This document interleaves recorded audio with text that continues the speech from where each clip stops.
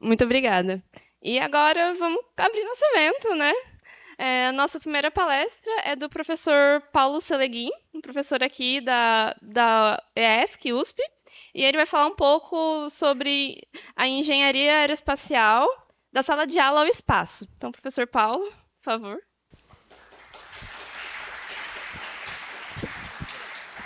Pessoal, obrigado. Eu vou só me pedir uma licença aqui só para disparar minha gravação e colocar meu microfone. Então, bom dia a todos. É um prazer e uma honra enorme estar aqui, poder fazer uma palestra aqui para vocês. Em particular, nesse anfiteatro, eu fui aluno do professor Mike Mansell, uma alma maravilhosa. Então, assim, para mim é até um lado emocional poder falar aqui para vocês. Eu quero falar, acho que se eu apagar aqui fica melhor, né? Então, eu quero falar um pouquinho da engenharia aeroespacial, da sala de aula ao espaço, quer dizer, então quero falar das cadeias do conhecimento e o que nós precisamos saber para poder aplicar, para poder desenvolver as aplicações aeroespaciais, mas eu quero começar com uma questão central. Eu recebo muitos questionamentos, até confessando meu próprio filho, né, que o setor aeroespacial é um sistema que serve a si mesmo, né? Então a gente quer desenvolver foguete para ir para o espaço porque a gente quer ir para o espaço. Então, para ir para o espaço tem que desenvolver foguete, etc., né? Então eu quero mostrar que não é uma máquina complicada, né, que no fundo está alimentando a si mesmo de uma forma tão encaraminholada, tão complexa que a gente perde noção. No fundo, ela está alimentando a si mesma. Alguns colegas, quando eu mostro essa imagem aqui, esse tipo de situação, falam que isso aqui é definição de governo, né? Os anarquistas, né? O governo é uma máquina social que serve a si mesmo. Bom, brincadeira, eu não penso assim, mas essa é a ideia central dessa apresentação. E então ela se divide aqui em alguns tópicos. Eu vou procurar provar para vocês que não é uma máquina que alimenta a si mesmo. Eu vou falar da história da exploração espacial, e é um tema muito querido para mim, das caravelas portuguesas ao Falcon 9, etc. Vou falar então das aplicações aeroespaciais e respectivas cadeias do conhecimento. Isso aqui é a parte nerd, digamos. Se vocês não dormirem nessa parte, eu acho que vocês estão aptos a continuar na área. E quero falar também das iniciativas na ESC, no sentido de três pontinhos, em vários aspectos. Então eu vou começar aqui falando das nossas iniciativas e em várias dimensões. Então, alguma coisa como 15 anos atrás, a gente começou a ter uma preocupação maior com a difusão do conhecimento, não só em difusão interna, digamos, quer dizer, dar as nossas aulas, fazer as nossas pesquisas, mas principalmente para pessoas de fora da USP, de fora até do Brasil mesmo. Então, a gente começou no YouTube, com aulas e cursos completos de várias das nossas cadeiras, nessa plataforma que é aberta, né?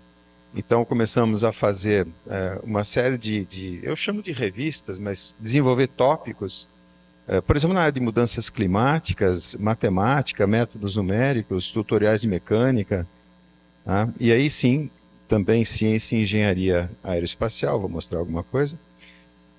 E cursos de extensão, não mais cursos de pós, ou tampouco de pós-graduação ou de graduação, mas cursos de extensão. A USP tem uma dimensão que é a cultura e extensão. Então, por exemplo, museu, orquestra, tudo isso a gente considera como difusão do conhecimento de maneira muito genérica. E eu comecei a atuar um pouquinho aqui, então, né? Então, a gente já teve acho que um outro slide aqui é melhor. Então, na difusão do conhecimento, eu já volto à questão dos cursos, que eu acho que interessa um pouco, né? O que aconteceu, para explicar por que a gente chegou aos cursos, etc., alguns dos vídeos da área de aeroespacial, esse aqui é o meu canal, para minha surpresa, teve assim não, meu canal é um negócio tremendamente modesto, porque eu dou aula, né? Eu acho que quem assiste aquilo lá é quem está com dificuldade de dormir, né? Eu mesmo, eu confesso, já dormi na minha própria aula, ouvindo a minha própria aula, é uma delícia, viu? Eu recomendo, tá, pessoal? Mas então alguns vídeos da área aeroespacial, assim, realmente explodiram lá. E não tem razão nenhuma para ter explodido. Então, por exemplo, a queda de um meteoro, ou aqui, origens da vida, que tem muito a ver, a pesquisa em exobiologia é um negócio fundamental, né? Ligado à engenharia aeroespacial. Então, assim, surgiu a ideia de, em cima dessa aceitação desse tema, desse anseio por informações sobre esse tema, por que não escrever um livro, por que não fazer um curso de engenharia aeroespacial, um curso de extensão? Tá? Então eu estou jogando um monte de ideias e agora elas começam a se fechar. Então, de fato, nós fizemos o curso de extensão. A primeira edição foi na virada 23-24, foi um MOOC, 20 horas, totalmente online.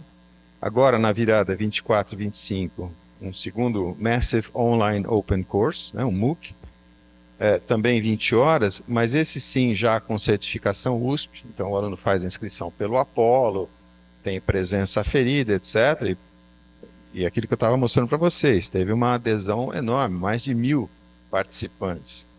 E agora, já uma notícia para vocês, né, 25, 26, a gente está ampliando o curso de engenharia, esse de especialização, não mais 20 horas, mas 40 horas, 5 professores, e aí algumas vagas, com algumas vagas gratuitas, algumas 50 vagas gratuitas reservadas para nossos alunos. Essas aqui eram cursos totalmente abertos, né? Então, esses cursos vêm acontecendo e a ideia é que isso realmente possa ser um piloto para uma especialização de 400 horas. Esse sim, já na graduação, porque tudo isso que eu estou falando é cultura e extensão. Então, esse é o contexto das iniciativas, né? O que eu chamo das revistas, né? Os mini documentários, vamos falar assim, lá no YouTube, os vários cursos que a gente vem desenvolvendo na forma de um MOOC, ou na forma de curso de especialização mesmo.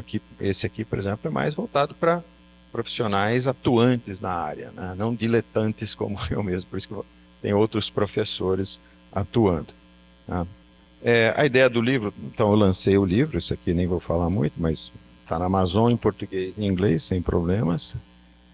E voltando, né, ao nosso plano de voo aqui, eu estou correndo um pouquinho, desculpe se eu for rápido demais. A gente então cobriu aquele tópico inicial, que é curtinho, eu queria já, né, deixar de lado. Então vamos entrar aqui nas aplicações aeroespaciais e as respectivas cadeias do conhecimento. Obviamente eu não vou poder me aprofundar em nada, eu quero dar uma pincelada em tudo que eu consigo, né, porque é uma área muito vasta, a exobiologia, por exemplo. Eu adoro estudar, mas eu não ouso falar sobre, né? Então vamos entrar ali nas aplicações. Se a gente pudesse dividir também um pouco em termos de... acho que a imagem aqui fala mais do que eu, né? São 3 áreas, ou 3 conjuntos de áreas ali que tem que se engrenar. Então, por exemplo, exploração científica e econômica.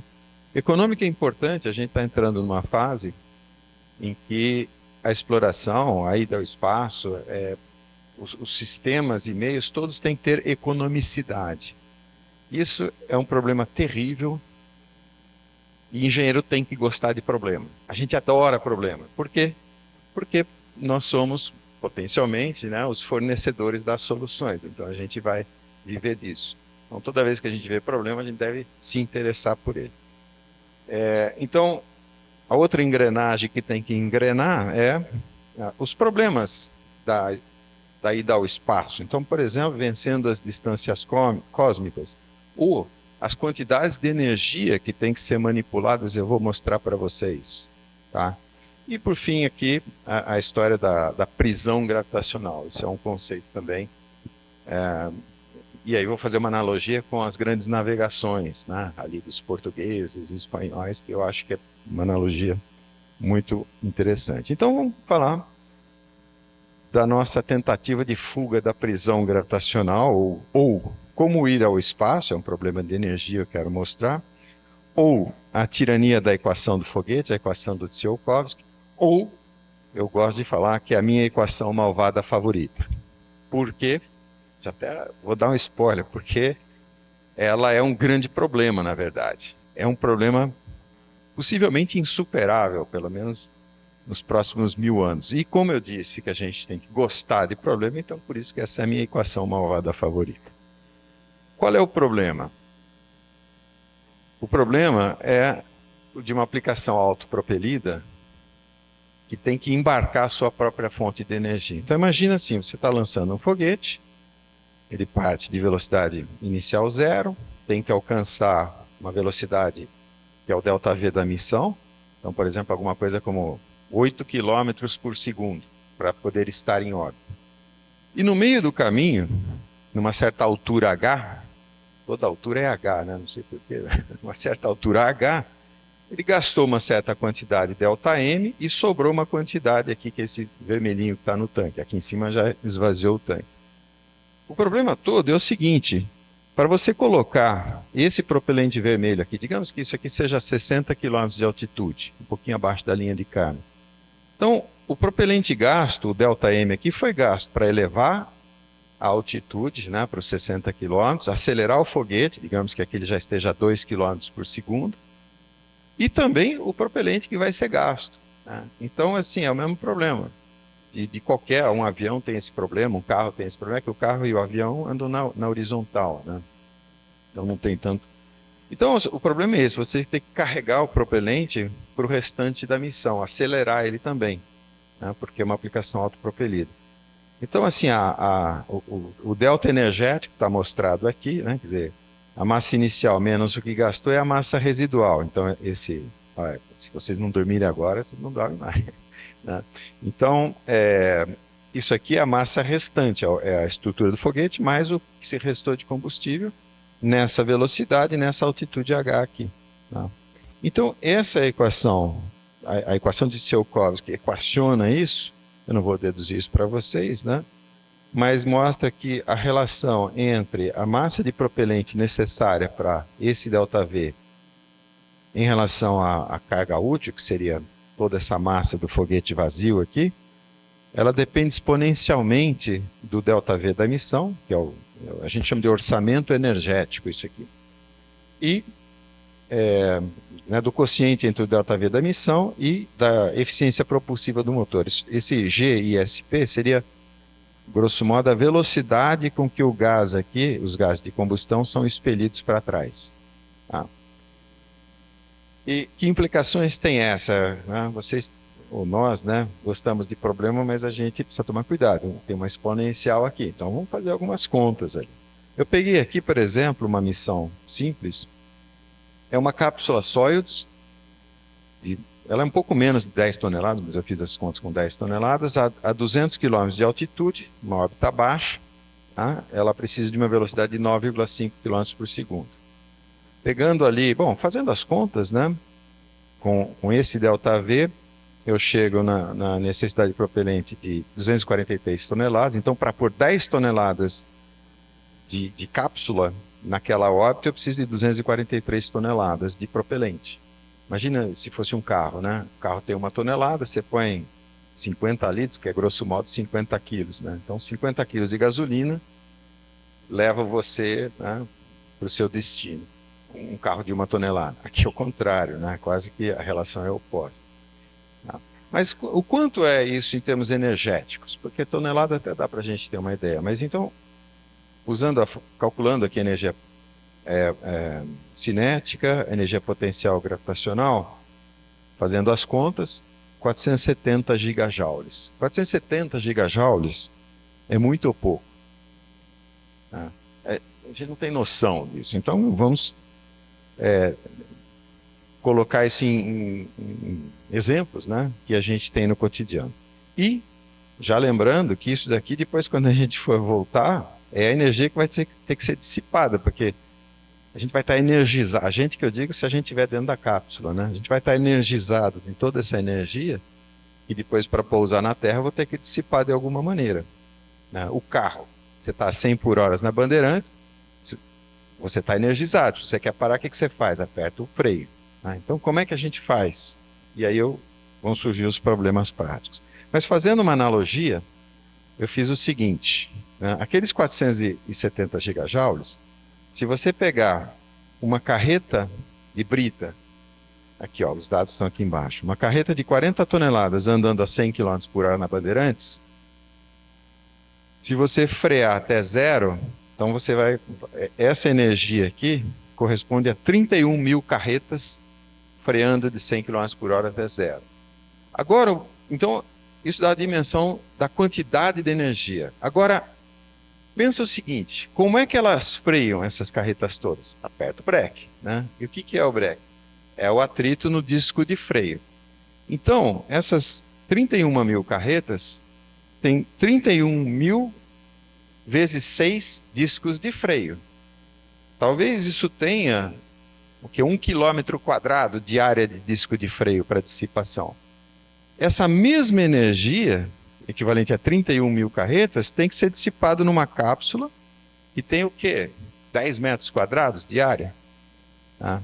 Então, assim, olha o tamanho dos problemas. E aí, por favor, apaixonem-se, porque é aí que a engenharia vai entrar. Esses são os desafios, é aí que a gente vai, né, fazer o nosso salário. Então, digamos assim, quando eu dou essa aula, eu falo, olha, a parede ali da capa, toda aquela proteção térmica corresponde aos discos de freio de um carro.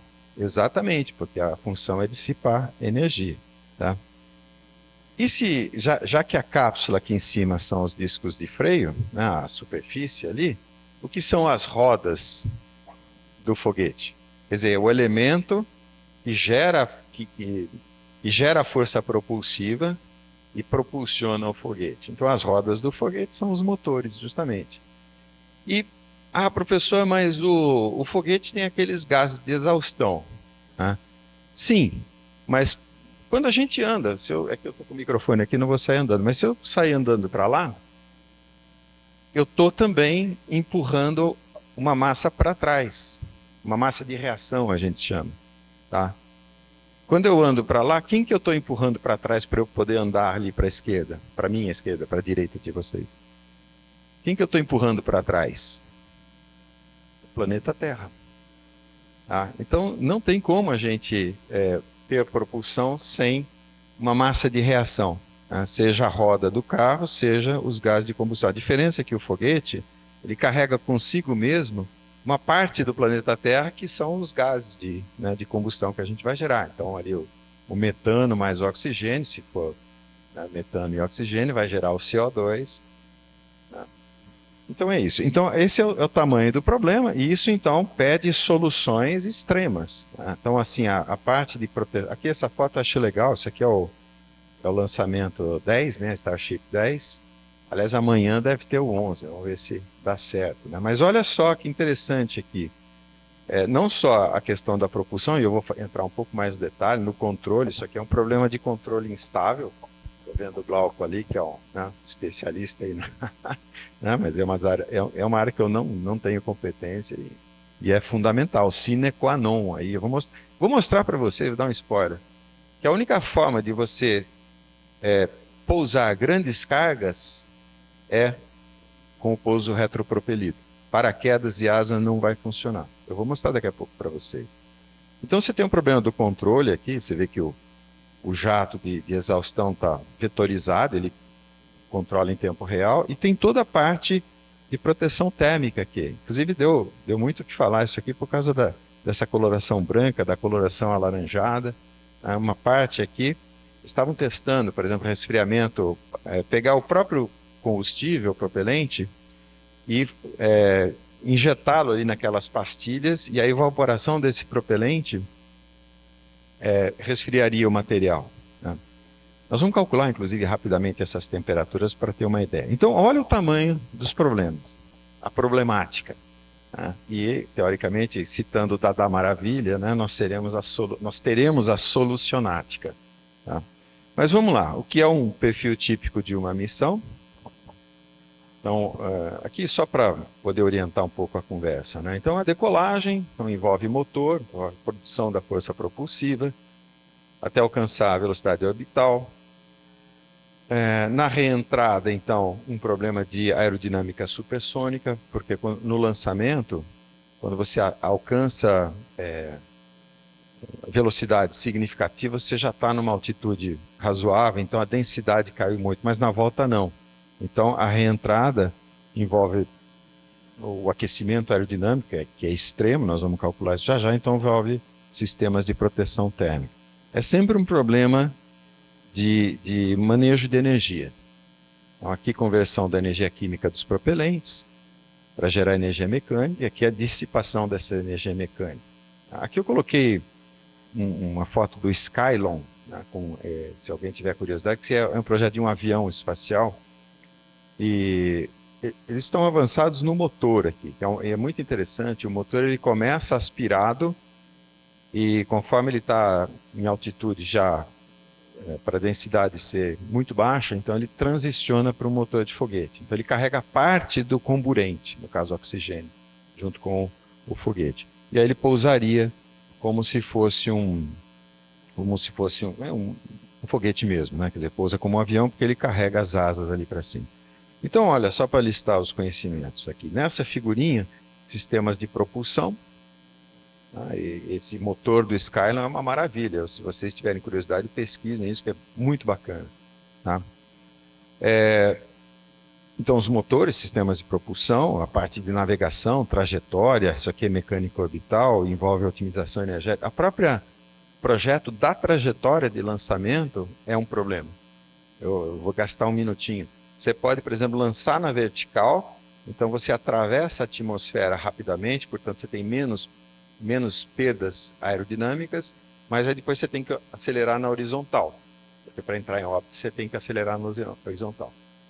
Ou você pode fazer um lançamento um pouco mais inclinado, para já ir acelerando horizontalmente, tá? Só que aí você passa mais tempo dentro da atmosfera, portanto mais tempo sob efeito do atrito. Tudo é uma questão de em que situação eu gasto menos propelente, já que a equação de Tsiolkovsky, a nossa equação malvada favorita, né, penaliza exponencialmente, né, qualquer quilograma que você ponha no seu foguete. Então, as manobras e a parte de reentrada, a aerofrenagem, isso aqui é uma ciência de materiais, engenharia térmica, o resfriamento ativo ou passivo, etc., e outras coisas que, infelizmente, né, não sou um especialista. Então, por exemplo, o cálculo estrutural, instrumentação, controle, etc, etc, etc. Isso só para falar da máquina, do veículo lançador, fora a aplicação em órbita mesmo. Né? Então, vamos dar uma pincelada em algumas dessas áreas, só para vocês terem uma ideia, né, das dificuldades. Vamos falar de motores, sistemas propulsivos. Tem toda uma zoologia, começando pelos químicos, mas motores elétricos, térmicos, a gás comprimido. Infelizmente, eu não posso entrar no detalhe, então eu vou pegar os mais comuns, que são os motores químicos. E os motores químicos são a totalidade dos lançadores comerciais hoje, que voaram, ou que voaram um pouquinho e explodiram, ou que estão em desenvolvimento. Todos eles usam motor químico. Existem propostas para fazer lançamento com um canhão espacial, com uma centrífuga espacial, tem vários projetos, com um elevador espacial, olha só, né? Isso é coisa do Tsiolkovsky, o Newton falava no princípio matemática do canhão espacial. Um parêntese, óbvio que nada disso é tecnologicamente possível hoje, mas a física que está por trás, por exemplo, do elevador espacial é fantástica, fantástica. Tanto que eu uso no curso e desenvolvo de forma aprofundada no livro mesmo, né? Mas então, voltando aqui aos motores químicos, que são a totalidade dos lançadores operacionais hoje, também você tem toda uma zoologia. Propelentes somente sólidos, somente líquidos, meio calabresa, meio mussarela, no caso do ônibus espacial. Eles podem estar em tanques pressurizados, ou você pode usar uma turbobomba para bombeá-lo para dentro da câmara de combustão. Eles podem ser monopropelente ou bipropelente ou multipropelente, né? E podem, dependendo de como você os reserva, por exemplo, bipropelentes hipergólicos, que são propelentes que quando você mistura eles já reagem. Isso é ideal para míssil, por exemplo, para aplicação militar. Né? Você deixa ele lá 50 anos no silo e a hora que você apertar o botão, infelizmente, ele parte. Né? Então você pode tê-los em reservatórios convencionais. Eu vou falar aqui, na verdade, dos criogênicos bipropelentes criogênicos, porque são os mais comuns e não são de aplicação militar. A aplicação militar, em princípio, né, não deveria existir. Mas esse é um gráfico importante. Esse é um gráfico muito importante, que é o gráfico, digamos assim, comparativo de todos os combustíveis, inclusive baterias elétricas, eu vou mostrar para vocês.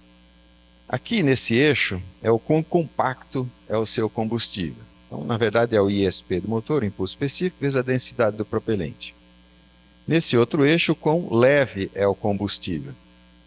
Porque uma fonte de energia para uma aplicação autopropelida, ela tem que ser compacta para ocupar pouco espaço e leve, porque você tem que carregar isso por uma órbita de 200 km, de 400 km, se for para a estação espacial, acelerando a 10 km por segundo. Então, o ônibus espacial é um excelente exemplo, porque ele tem os dois. Ele tem os boosters laterais, que são de propelente sólido, então eles estão nessa região aqui do gráfico, e esse gráfico ele não tem números, mas ele está em escala aqui, as curvas são corretas. Tá? Então, os boosters estão aqui nessa região, então são super compactos, mas pouco eficientes, digamos. E o tancão alaranjado lá é a mistura de LOX e LH2O, ou seja, oxigênio e hidrogênio líquido.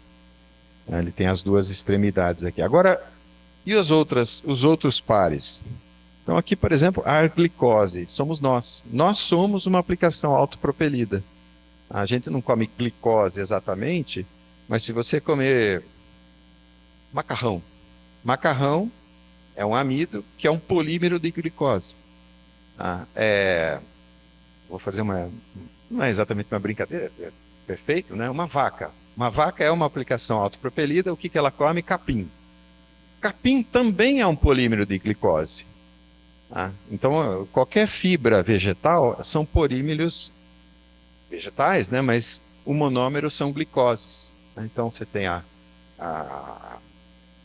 vaca, né? Ela consegue hidrolisar isso, então, se alimentar. Então, a glicose, a gordura, a gasolina, então os veículos a gasolina aqui, a diesel, a GNV, repara, o GNV já começa a ficar leve, né? Mas muito pouco compacto. Por isso que o tanque de oxigênio e hidrogênio do ônibus espacial era tão grande. Tá? Agora, as baterias. As baterias são... O problema do motor elétrico é o melhor sistema de tração que tem. Mas a bateria é o pior sistema de armazenagem de energia que tem. Tá? Por exemplo, quando você vai gastando o avião voando, vai consumindo combustível, vira CO2 e vai para a atmosfera. Então ele vai ficando mais leve na medida em que ele voa. Um avião elétrico, quando ele gasta a energia da bateria, ele continua exatamente com o mesmo peso. Então ele não se beneficia do alijamento de todas aquelas toneladas de combustível que ele põe. Tá? Então, as baterias, grosso modo, elas são 100 vezes menos compactas e menos leves que todos os outros combustíveis. O limite tecnológico, então, por exemplo, H2O, um motor nuclear, na verdade, a reação nuclear funciona só como uma fonte de calor. Então, você tem a reação nuclear, decaimento lá de algum elemento radiativo, gera calor, esse calor gera vapor superaquecido, esse vapor você ejeta na tubeira, pronto, força propulsiva. E o xenônio, né, que você usa um campo elétrico para fazer esse mesmo serviço. E o xenônio a gente usa porque ele é facilmente ionizado, um pequeno potencial já ioniza. Então, isso aqui já são os limites tecnológicos. Se vocês fizerem termodinâmica comigo, nós vamos calcular o limite teórico nesse gráfico aqui, que é uma consequência da segunda lei da termodinâmica. Tá? E, bom, acima do limite teórico, aí tem os limites fantásticos, os combustíveis fantásticos ali, da Star Trek, né? E etc. Mas, então, pegando aqui um exemplo, que é o que está se buscando agora, que seria o oxigênio com o metano, o L aqui é de liquid, tá? Para mostrar que tem que ser criogênico, porque se for a gás, então você pode multiplicar por 1000 essa coordenada aqui da horizontal, né? Então, alguns motores, o Raptor que já está funcionando, né, na Starship, o B4, eles voaram agora recentemente, né, eu perdi, mas já está voando lá o New Glenn. Opa, pulei aqui. Bom, entrando no motor, então vocês têm várias arquiteturas de como arranjar esses motores, né? Você pode... Aqui depende de como você arranja o ciclo, então tem toda uma parte de motores e bombas e termodinâmica, mas olha só a engenharia, porque o problema... Aqui na câmara de combustão você tem alguma coisa como 3.000 graus. Tá? É impossível algum material metálico que seja resistir a essa temperatura, então você tem que resfriar. Então você resfria com o próprio combustível criogênico, porque ele está aqui a menos 180 graus, então é fantástico para resfriar, né? E aí você vai ter mais ou menos eficiência dependendo da configuração. Aqui, por exemplo, que é o mais simples, o Saturno V usava esse sistema aqui, você sangra um pouquinho aqui do hidrogênio e um pouquinho do oxigênio, queima numa câmara de combustão, aciona uma turbina, a gás no caso, a turbina aciona as bombas. Porque aqui, por exemplo, na câmara de combustão, você está a 300 bar, o Starship funciona, o Raptor funciona a 300 bar, e o seu propelente aqui vai estar a 3 bar. Você precisa de energia para bombear para dentro da câmara de combustão. Aí o escape aqui você pode misturar. E tem várias outras possibilidades aqui, que eu não vou entrar no detalhe hoje, mas no curso de termodinâmica a gente analisa. Então a gente analisa todas as transformações termodinâmicas, incluindo a reação química, a termodinâmica da reação química, que a gente vê no curso ali. Então é o tipo de... Isso aqui é só para mostrar para vocês, né? Para motivá-los, né? Porque é aqui que está a engenharia da coisa, se você for para essa área. Tá? Missões de lançamento ao espaço. Então vamos falar daquele outro problema que é aquela noção de que a gente vive numa prisão gravitacional. Agora eu vou apresentar alguns números para vocês. Eu preciso fazer um crash course em mecânica orbital. Então aqui eu coloquei os planetas do sistema, alguns dos planetas do sistema solar, e queria falar para vocês assim, todos nós estamos em órbita do Sol, então nós estamos na esfera de influência do Sol. Esse Sol é Sphere of Influence. Ou seja, se a gente gravita em torno do Sol, a força gravitacional preponderante sobre nós vem do Sol. Mas, professor, eu não fico mais leve de noite e mais pesado de dia porque o Sol está... Ao contrário, não é mais leve de dia porque o Sol está me puxando para cima. É o conceito de esfera de influência. Se você está muito próximo de um planeta, de uma massa, tá? Essa massa ela prepondera em termos de forças. Por quê? Porque é inversamente proporcional ao quadrado da distância ao centro de massa. Então, se você olhar, fizer um gráfico aqui, que é a energia cinética mais a energia potencial gravitacional em função da distância ao centro do sistema solar, a Terra não gira em torno do Sol. A Terra gira em torno do centro de massa do sistema solar, que está dentro do Sol. Não é exatamente o centro geométrico do Sol, né? Claro que deve ser 1 milímetro para a esquerda, alguma coisa assim, tá? Mas para ser preciso, né? Então, vamos lá, vamos pegar uma missão, que é a missão da sonda Parker. Tá? A gente lançou e ela faz voos, né, secantes ali na corona para poder tirar dados. Vamos calcular a quantidade de propelente necessária para fazer esse lançamento. E aí eu vou ligar com as caravelas portuguesas. O que tem a ver a sonda Parker com as caravelas portuguesas? Né? Eu já vi a aula presencial, mas beleza, porque a gente vê as carinhas assim, né? Mas eu vou mostrar para você. Então vamos fazer o nosso lançamento. A Parker foi lançada num Delta 4. Para sair do posto gravitacional terrestre, a gente precisa acelerar a 11,2. Isso coloca a sonda na órbita da Terra, fora da superfície da Terra. Mas ela está na órbita da Terra e a gente quer cair para uma órbita mais interna aqui. Então você tem que, para poder tocar ali na corona, tem que desacelerar 192 km por segundo. Né? Esse é o nosso orçamento energético, alguma coisa como 200 km por segundo. Tá? Vamos usar a nossa equação malvada favorita para fazer esse cálculo. Então aqui, pegando uma eficiência propulsiva, os Raptor hoje tem 350 segundos de eficiência propulsiva.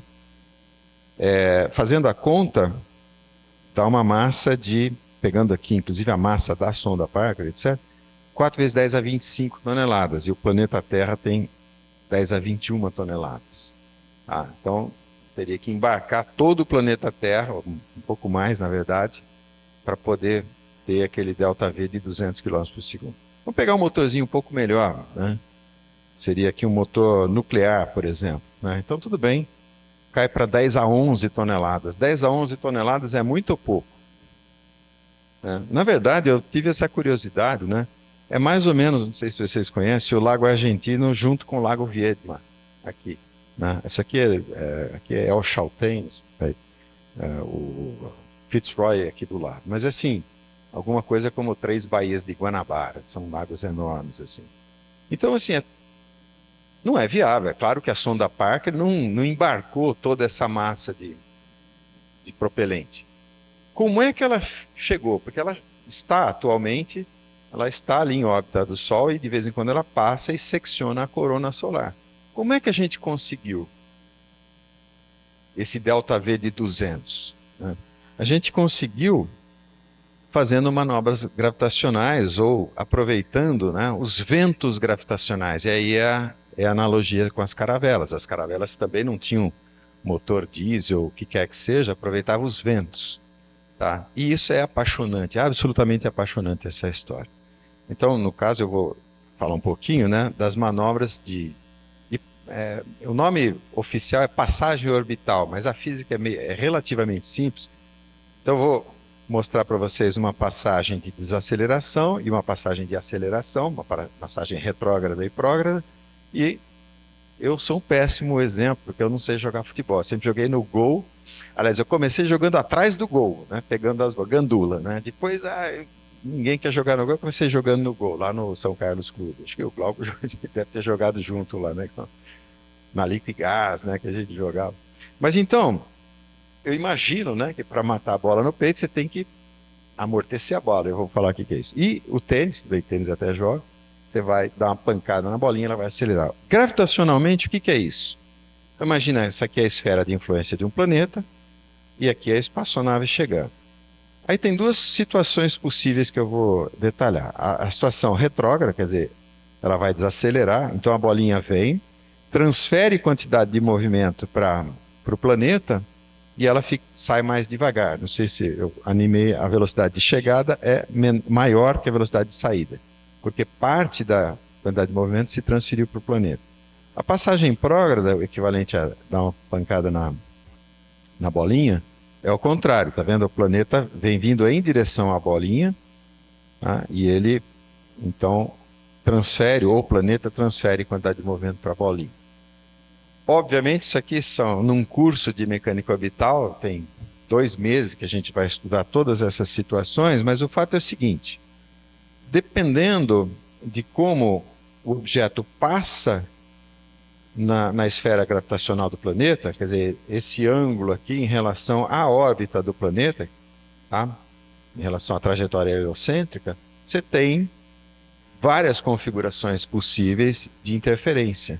Eu chamo a atenção para, né? Então você tem o planeta acelerando o objeto, o planeta desacelerando o objeto, o planeta só mudando a direção da velocidade, ou eu te chamo a atenção para essa última aqui, que a gente chama de trajetória de livre retorno, que foi usada e tem sido usada nas missões para a Lua, porque se falhar tudo, você volta automaticamente para a Terra. E aqui uma cena que eu já vou falar para vocês, do filme do Fritz Lang, tá? Que depois foi repetida no filme Apollo 13, eu não sei se vocês assistiram, é a famosa Failure is not an option desse filme. Se vocês não assistiram, eu recomendo fortemente. Mas então, como é que isso foi aproveitado no caso da sonda Parker? A sonda Parker foi lançada em direção ao Sol, mas está vendo? Ela volta na órbita terrestre. Na terceira ou quarta volta, que já não lembro direito, ela vai entrar em contato com Vênus.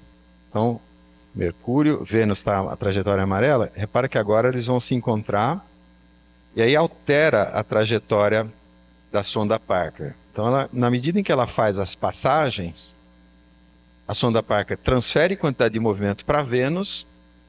Então, Vênus se acelera um pouquinho. e a sonda Parker desacelera. E é assim que a gente conseguiu fazer, e é assim que a gente consegue qualquer outro lançamento, porque quando a gente faz as contas puramente energéticas, as quantidades de propelente são impossíveis, né? E por isso que eu faço analogia com os ventos e as caravelas, ou seja, a gente aproveita os ventos gravitacionais para fazer essa abordagem. As sondas para Marte também, né? Você lança em direção a Marte, a sonda vai numa trajetória de interceptação da esfera de influência marciana, e se você, ao invés de, se você passar, quer dizer, o periastro aqui da órbita for fora da atmosfera, tudo bem que você, né, não tem dissipação, mas se você projetar para entrar na atmosfera, você vai ter o quê? Aerofrenagem.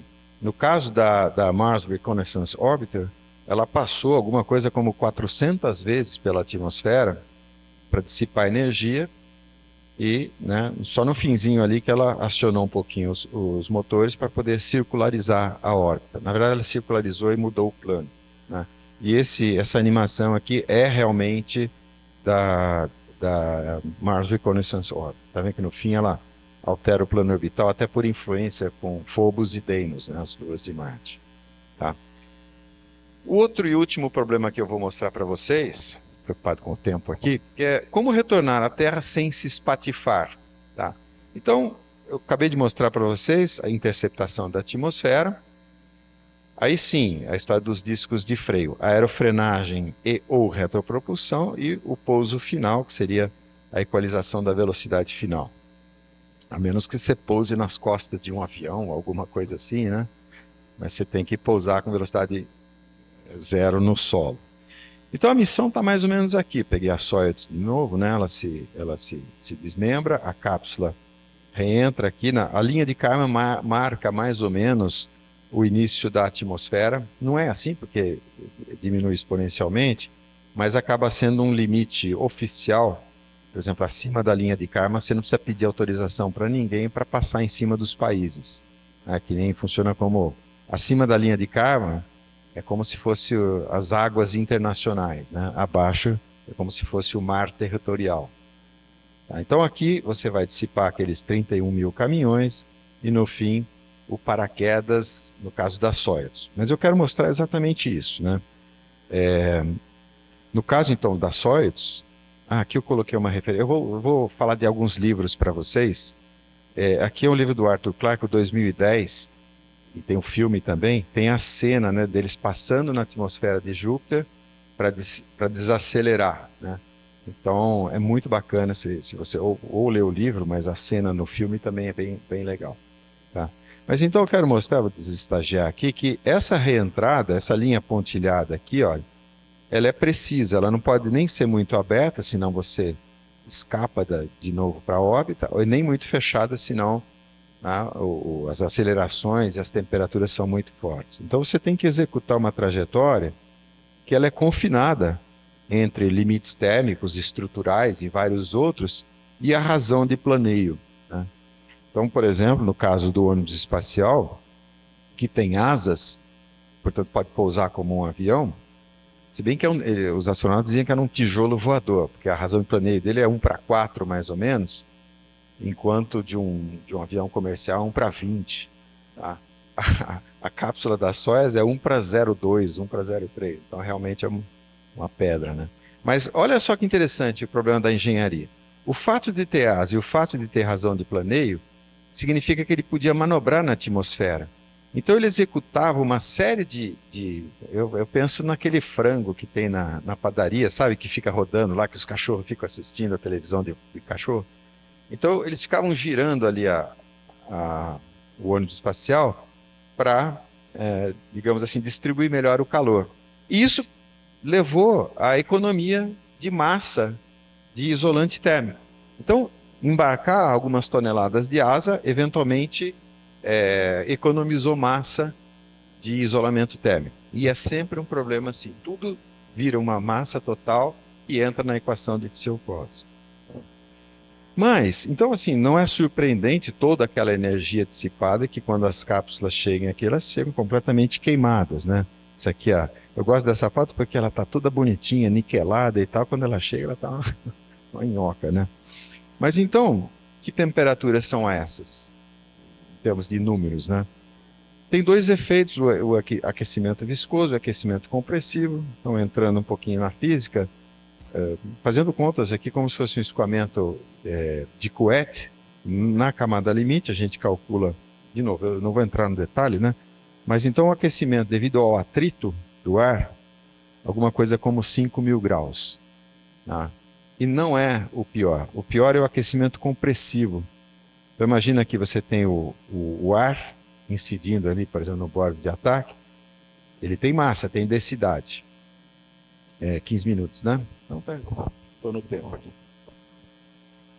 Então ele tem densidade, na medida em que ele começa a ser desacelerado, né, a compressibilidade, que seria essa molinha que atua. Então o que acontece quando você comprime um gás?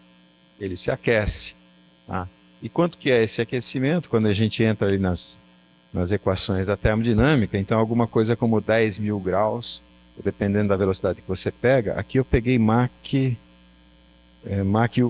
15, tá? Mas tem Machs até bem mais alto. Então essa temperatura pode ser, isso aqui é qualitativo, né? Então milhares de graus é o aquecimento viscoso, dezenas de milhares de graus é o aquecimento compressivo. Então esses são as temperaturas que os materiais têm que resistir, né? Esse é o desafio tecnológico. E o pouso final, que eu falei da aerofrenagem, o pouso final, então a gente tem três alternativas tecnológicas. O pouso retropropelido, uso de paraquedas e asas. E eu vou mostrar para vocês que o único que serve, que é viável para grandes cargas, é o pouso retropropelido. Por causa de uma coisa que eu não sei se vocês já ouviram falar, que é a lei do quadrado cubo, né? Então vamos lá. Peguei uma carga aqui que é o astronauta, né? Astronauta da bolinha. Ele pode pousar de paraquedas ou ele pode embarcar uma asa, né? O paraquedas também é embarcado, né? Tudo isso é massa. Eu vou voltar um slide aqui. Esses foram os maiores paraquedas feitos até hoje, que são os paraquedas do booster do ônibus espacial. Eles pesavam alguma coisa como 4,5 toneladas. O booster do Falcon 9, ele faz mais ou menos a mesma coisa nós vamos calcular daqui a pouco, com 1 tonelada. Então tudo é uma questão de massa. 4 toneladas de paraquedas, isso aqui impacta na carga paga, na carga útil. É melhor pousar de forma retropropelida. Porém, você precisa o quê?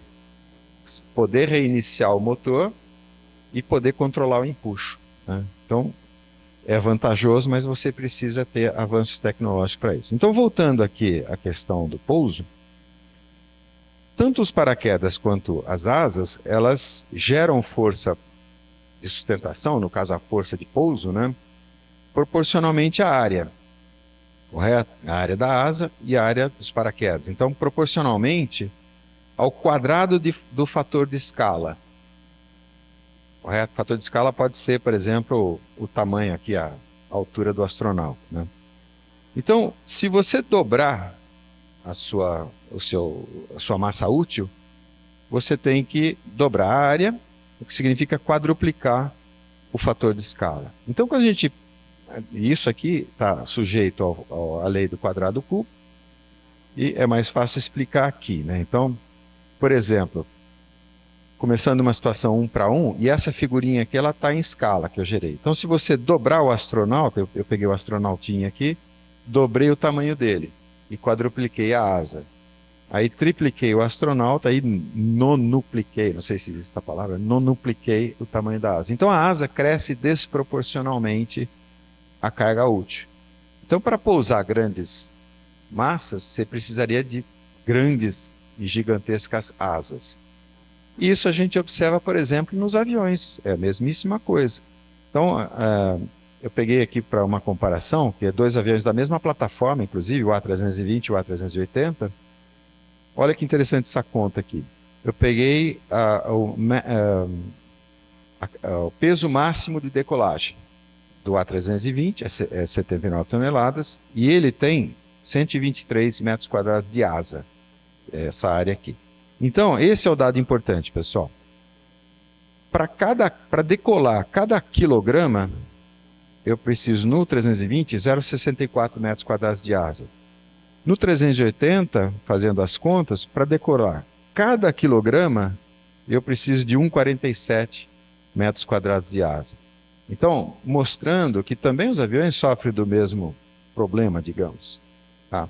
É que a receita, aqui eu não contei a parte final da história, que a receita depende do quê? A receita depende do volume.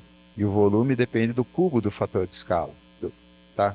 Então, você aumentar a escala, né, a sua aeronave se deforma, ela fica com asas excessivamente grandes, mas a receita aumenta com o cubo. E a despesa operacional, que depende do atrito, depende da área, que também aumenta com o quadrado. Então, esse mix todo que tem que ser considerado na parte da economicidade do veículo, vamos falar assim. E aí eu já estou entrando um pouquinho na engenharia de transportes. Né? Mas então, como é que é o pouso retropropelido? O pouso retropropelido, a força propelida, só depende da taxa de consumo de propelente. Isso você consegue controlar acelerando e desacelerando a bomba. Então, ela não está sujeito à lei do quadrado cúbico. Então, partindo daquela mesma situação 1 para 1, quando eu dobro a massa, eu simplesmente dobro a taxa de queima de combustível. Tá? E aí eu vou aumentando proporcionalmente. Né? Então, repara que o foguetinho que eu pus atrás do astronauta, ele não está aumentando desproporcionalmente ao astronauta. Né? Então, a gente pode fazer um pouso da seguinte maneira. Velocidade queda livre, boa parte da energia é dissipada aqui é a aerofrenagem. Né? Então, aqueles 400 gigajoules vão ser basicamente dissipados aqui. E no finalzinho, você aciona os motores para zerar realmente a velocidade. Né? Isso aqui, então, assim, em termos do total de energia, é muito pequeno. Né? O fato é o seguinte, quanto mais você dissipar aqui, menos propelente você precisa embarcar aqui. Então, essa é a tecnologia que não só a SpaceX está desenvolvendo, né? Eles operam isso já no Falcon 9, mas os chineses já estão fazendo isso de uma forma meio doida, que eu vi uns desenhos que eles querem pousar na horizontal, a Starship deles lá, né? Mas então, não tem como, né? Isso aqui entra numa parte econométrica, de economicidade, e eu infelizmente não tenho tempo de falar, mas assim, principalmente para essas constelações de satélite, para você, como a vida útil é limitada, você tem que estar lançando continuamente os satélites. Alguma coisa como 10 toneladas por semana. A SpaceX já faz isso, 10 toneladas por semana. E com a Starship, eles vão lançar 100 toneladas por semana. Então, eles estão muito na frente em termos da competição, tá? Em relação às outras. Mas vamos lá, como eu disse para vocês, então o pouso retropropelido, ele é o único para grandes cargas, e a recuperação do equipamento também é importante para a economicidade, mas isso aqui engendra vários problemas, um deles de controle ativo. Então, você imagina, controle ativo é isso aqui, né? Se alguém já brincou de equilibrar uma vassoura, sabe o que é isso. Controle ativo, controle de um problema intrinsecamente instável. Né? Agora, tecnologicamente, você tem aqui o quê? Você tem que desviar, esses atuadores aqui, tem que desviar alguma coisa como, por exemplo, o Saturno V eram 15 toneladas por segundo. Então, imagina você desviar 15 toneladas por segundo as forças que você tem que desviar aqui. É claro, são 5 motores, então, né, 3 toneladas por segundo. Tá? Então, são problemas aí. E isso, o negócio a 3.000 graus, imagina o tamanho dos problemas. Então, agora sim, já em aproximação para pouso, né, desenvolvemos ali os tópicos iniciais. Vamos falar aqui da exploração espacial, das caravelas portuguesas ao Falcon 9. E aí eu quero falar um pouquinho da Escola de Engenharia de São Carlos e até um pouco da minha história. Né, por que eu tenho essa ligação com a área. Bom, eu me formei em engenharia mecânica aeronáutica. Né?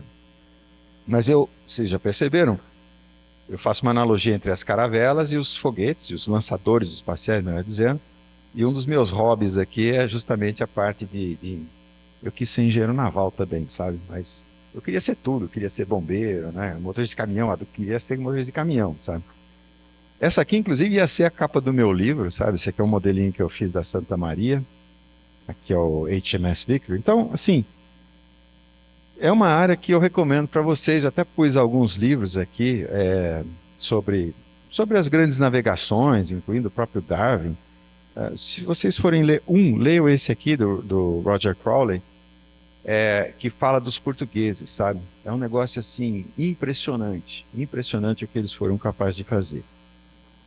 Algumas referências um pouco mais técnicas. Esse paper aqui, ele mostra como a característica dos ventos.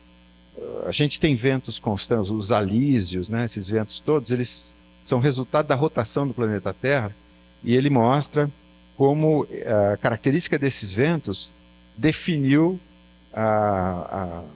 como a colonização foi feita ali na época das navegações. Esse outro aqui, mais de engenharia naval, ele está falando da transição da vela para o vapor na Revolução Industrial, inclusive com esse quadro maravilhoso aqui do Turner, que é o pintor da Revolução Industrial. Então, algumas referências, e agora sim, vamos imaginar uma situação e eu vou mostrar a analogia para você. Então, nós estamos ali por volta do ano 1400, vocês são o Dom Henrique, que era o rei de Portugal da época, e está preocupado em expulsar os mouros, tá?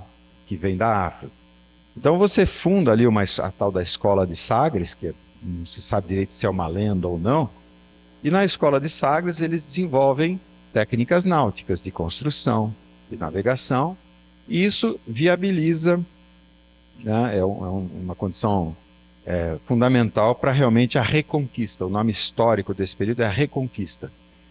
Então a Escola de Sagres é mais ou menos a NASA da época, tá? Desenvolveu ali as caravelas, primeiro, que depois os espanhóis, aí os britânicos, os holandeses também, né? Tem uma história muito rica de navegação. Mas vamos pensar na seguinte situação: a Escola de Sagres ficava aqui no Cabo de São Vicente e hoje tem um farol lá. Então imagina que ali no ano 1400, você está em pé aqui nessa falésia, você está olhando ali para o horizonte. Aí você se pergunta assim, mas o que tem depois desse horizonte? Tudo bem, eu quero expulsar os mouros, né? Mas o que tem depois do horizonte? Então essa ideia de exploração, né, é que eu ligo com essa analogia. E não sou só eu, o Carl Sagan fala exatamente isso. Né? E olha como ele pensa exatamente nessa linha. Eu vou ler o que ele fala, porque eu acho muito bacana, do livro Cosmos, que se eu tiver que eleger 10 livros, o Cosmos é um deles. Tá?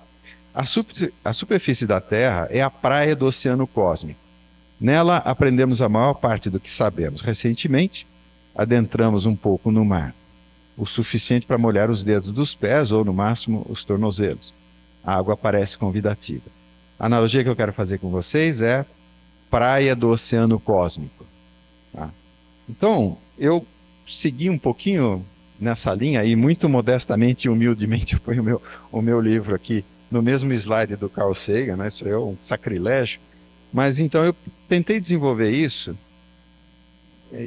condensado inclusive no título do primeiro capítulo: o desenvolvimento do foguete, uma história de sonho, realização e terror. Eu vou falar sonho, realização e terror, rapidamente. Então, sonho. Quem sonhou? Os autores de ficção, Júlio Verne, H.G. Wells e as suas viagens fantásticas. Esse livro aqui, Da Terra à Lua, que descreve um canhão espacial, é impressionante, inclusive pela precisão, o quanto ele acertou coisas ali, nessa época. Né? Então, o óculos de Big Boss para ele aqui, né? Agora é drop the mic, né? Tem que deixar. Então, realização, agora entra um pouquinho vocês. Realização, aqui tem, então, aí os Júlio Verne da vida, H.G. Wells, etc., inspirou muita gente, em particular dois grupos. Os cineastas, então aqui o Fritz Lang fez um filme. O Fritz Lang é conhecido pelo filme Metrópolis, mas ele tem esse aqui, Frau Imundo, não sei se a minha pronúncia está ok, e inclusive está aberto na internet, viu? Isso aqui tem no YouTube.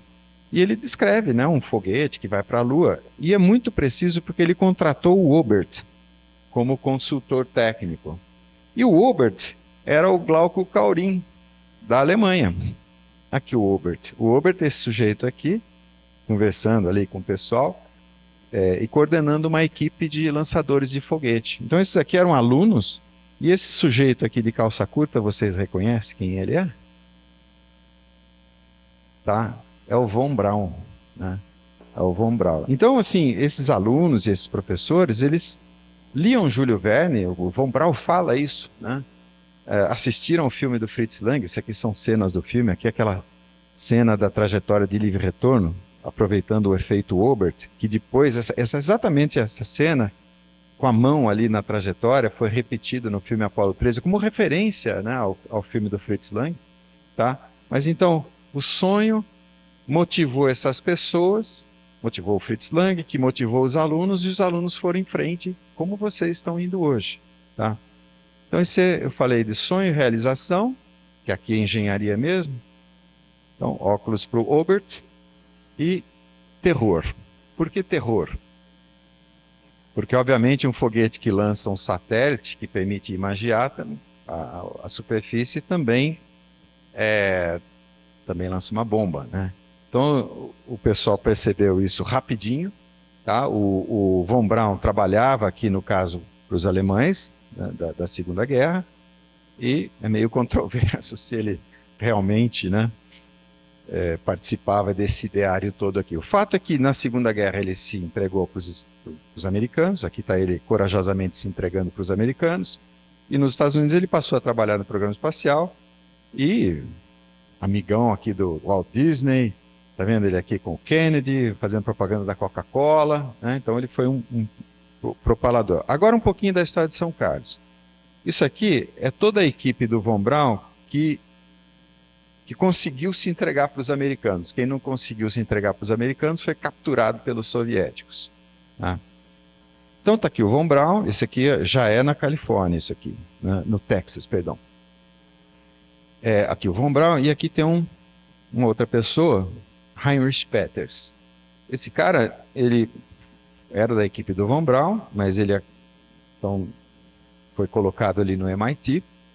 Depois ele veio para o Brasil, o ITA, ficou um pouquinho lá, um pouquinho na Poli, e terminou sua carreira aqui na Escola de Engenharia de São Carlos. Ele foi um dos fundadores da Escola de Engenharia de São Carlos, junto com o Dino Ferrarese e outros nomes. Né? E a minha ligação com isso é porque ele foi o orientador do meu pai. Né? Ele é engenheiro mecânico também. Então, aqui, voltando um pouquinho para a história, você tem o programa espacial soviético, o programa espacial americano, ali com o Von Braun, pelas razões, digamos, erradas, porque é puramente o braço da propaganda da Guerra Fria. Assim, a tecnologia que está sendo desenvolvida para fazer isso está sendo feita hoje, né? Com economicidade. Tá? Então, os americanos, vocês sabem, eles, entre aspas, ganharam a corrida espacial, e imediatamente eles descomissionaram ou cancelaram as missões. E para aproveitar alguns Saturno V que eles tinham, eles criaram o Skylab, o projeto Skylab. Né? Então está aqui o lançamento do Skylab, e esse aqui é o Saturno 1B que lançou os astronautas. E aqui eu entro, nessa época, eu morava com meu pai nos Estados Unidos, essa foto eu que tirei, por isso que está ruim pra caramba, né? Eu que tirei e eu acompanhei o lançamento de um Saturno 1B. Tá? Meu pai trabalhava lá, né, nessa época aí, em Ohio, né, não na Flórida. Mas então, está aqui o Von Braun vem para São Carlos, né, esse é o Dino Ferrarese, da área de usinagem, não sei se vocês fazem usinagem, né, a gente usa o livro dele até hoje. Esse aqui é meu pai, recebendo o título de doutorado. E a minha ligação com isso, desde criança, veio um pouco dessas coisas aqui. Mas aqui, já terminando, a história continua. Os vários lançadores, o ônibus, o Soyuz, que acho que ainda hoje é o mais operado. O Falcon 9 deve ultrapassar, mas... Né? Esse aqui é o Skylab, e depois as várias estações espaciais, chegando aqui na Estação Espacial Internacional. Então, com o tempo, né, todo passando, a gente tem uma infinidade de lançadores aqui operando, e agora sim, alguns dos mais importantes aqui, agora sim, pelos motivos certos, né, a Starship e outras que estão sendo desenvolvidas. Tá? Então, para terminar, o último slide, vamos fazer aquele fechamento. O nosso navegador português, olhando ali no Cabo de São Vicente, o horizonte, o que tem de lá do horizonte? E nós, seguindo a analogia do Carl Sagan, estamos na praia do Oceano Cósmico, que seria, por exemplo, a estação espacial, e você pode olhar para a Terra, que é muito bom e importante, mas tem aqui, né, o infinito, como diria né? O infinito e o além. E aí, o que tem para pro lado de lá do horizonte? Eu não sei, tá? Mas, do mesmo jeito que os navegadores precisaram das embarcações, nós vamos precisar das nossas espaçonaves, eventualmente até transgeracionais, colônias espaciais, etc. Seja como for, né, vocês são os arquitetos desse futuro. Pessoal, muito obrigado. Acho que eu passei um pouquinho do meu tempo. É isso aí, estou à disposição.